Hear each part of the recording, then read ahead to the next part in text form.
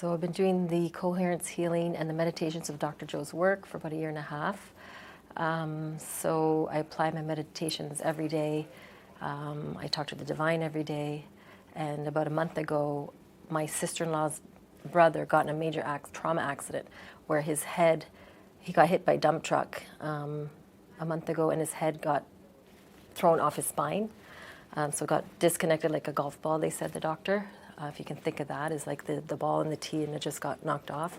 But his spinal cord was intact. So he went through a lot of trauma. Apparently he has a stroke on the left side of his body. He's got one hand, he can't move. They got breathing tubes on him, coma. So I said to my boyfriend and I who do this work, you know what, let's go to the hospital. Let's go in and do our healing that we've been taught. And I notified my sister-in-law's families. I said, you know, we're going to come down. We're going to come to Toronto's St. Michael's Hospital, which is downtown Toronto. And if you guys are open to it, we'd like to do healing for your brother.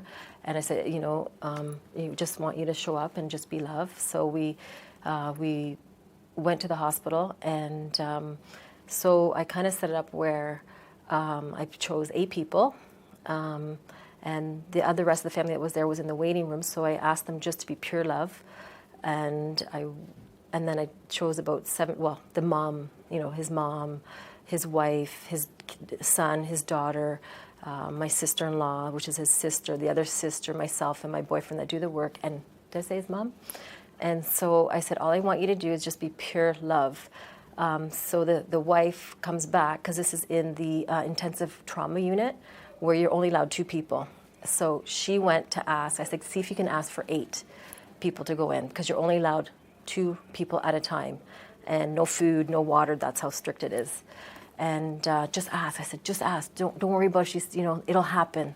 So she comes back, she goes, we're allowed 7. So I said, you know what, let's bring 8.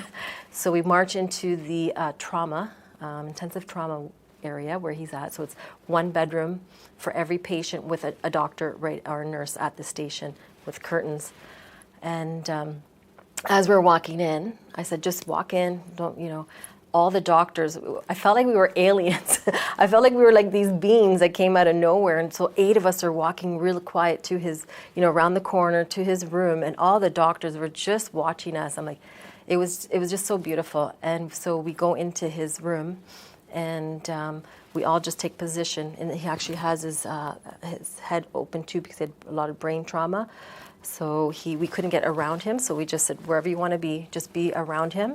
So he's got the breathing tube, he's cast in this 1 foot, the paralyzed one side, and I play this music, you know, this beautiful, energetic music that's very soft. It's, I think, shamanic music. And I said, you know, let's just show up as pure love.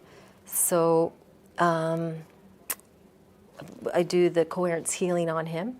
I kind of taught them how to, you know, just send them the love and what to expect before this time. And so we all stood there and did the healing while the music came on. And the nurse said we only had 2 minutes. And I said, don't worry about that. She said, we'll have 10 minutes. And I said, well, that's all we need. That's how long the song is. So we start it, and we go ahead and we do it. And the love that was surrounding, you know, this Enzo,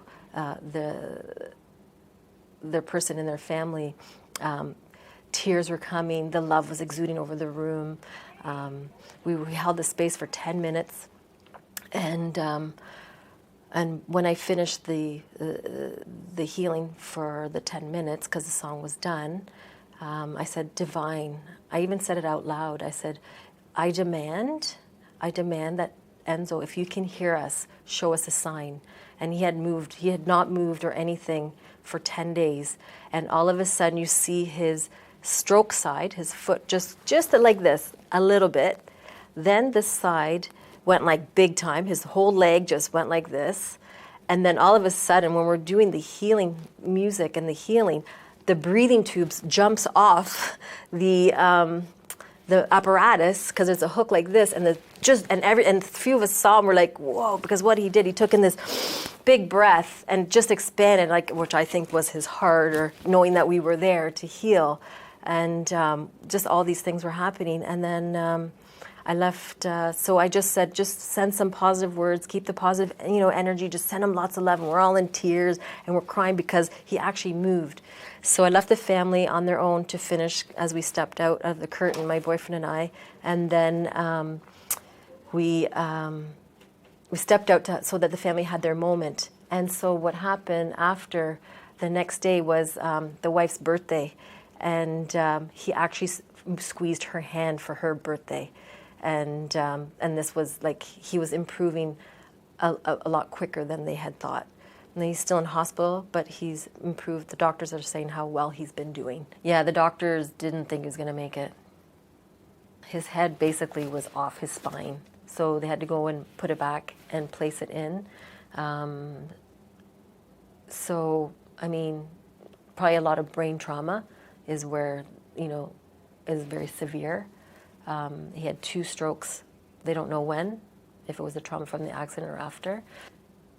Like, I know in my heart with what I saw that just with the divine responding back like that, everyone just gave him so much love. It was so powerful that it just opens up your heart. I mean, you just know something is changing. You know that, something is being orchestrated with that, with your highest love that you could possibly give someone is, life to life. And when they were doing this, because this was new to them, they said, and all I said to them, just do this every day. If it's 2 of you, if you can only come 2 by 2, do it every day. And they've been doing it every day since we showed up to show them, how to approach this with love. And he's been showing signs. Like about a week later, they were able to sit him up in a chair, but now he's pointing at letters. So the doctors were really impressed of how he is progressing. I mean, he still probably has a little bit of a long road, but the way that he has been progressing has been really well. Like Dr. Joe says, it's not that the time is now. Now is the time because we have all the resources, we have all the knowledge now to put it into play.